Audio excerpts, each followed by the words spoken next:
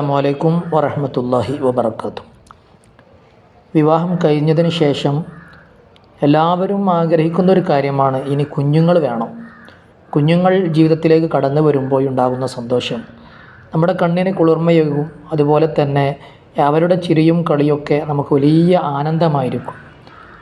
അപ്പോൾ ഒരുപാട് ആളുകൾ കുഞ്ഞുങ്ങളിൽ ഇല്ലാത്തവരുണ്ട്. അല്ലാഹു തആല അവർക്കൊക്കെ സ്വാലിഹീങ്ങളായ കുഞ്ഞുമക്കളെ നൽകട്ടെ.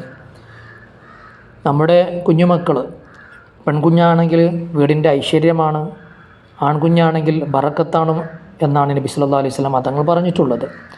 സ്വാഭാവികമായും 1, 2, 3 പെൺകുഞ്ഞുങ്ങളാകുമ്പോൾ പലപ്പോഴും പല ദമ്പതിമാരും ആഗ്രഹിക്കുന്നത് ഇനിയൊരു ആൺകുഞ്ഞ് വേണം എന്നുള്ളതാണ്. ആൺകുഞ്ഞുണ്ടാവാൻ എന്തെങ്കിലും പരിഹാര മാർഗങ്ങളുണ്ടോ എന്ന് പലരും ചോദിക്കാറുണ്ട്. ഇസ്ലാമികമായിട്ട് ഒരുപാട് കാര്യങ്ങൾ അത് പറയുന്നുണ്ട്. ഇന്നത്തെ എപ്പിസോഡിൽ ഞാൻ പറയുന്നത് നാം ആഗ്രഹിക്കുന്ന നല്ല സുന്ദരനായ സ്വാലിഹായൊരു ആൺകുഞ്ഞ് ലഭിക്കാനുള്ള എപ്പിസോഡാണ്. അതായത് അള്ളാഹുവിൻ്റെ അസ്മാഉൽ ഹുസ്നയിൽപ്പെട്ട വളരെ പ്രധാനപ്പെട്ട ഒരു ദിക്റാണ് യാ മുതക്കബ്ബിറു, യാ മുതക്കബ്ബിറു യാ അല്ലാഹ് എന്ന ഈ ഒരു ദിക്ർ ശാരീരിക ബന്ധത്തിൽ ഏർപ്പെടുന്നതിൻ്റെ മുമ്പ് 10 തവണ ചൊല്ലുക എന്നുള്ളതാണ്. 2 പേർക്കും ചൊല്ലാം.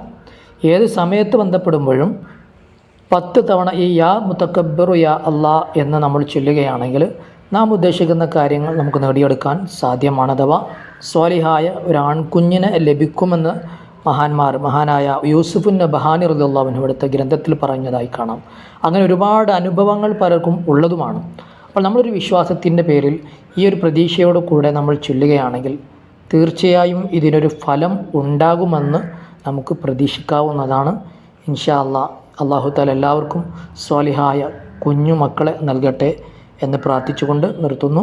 അസ്സലാമു അലൈക്കും വറഹ്മത്തുള്ളാഹി വബറകാതുഹു.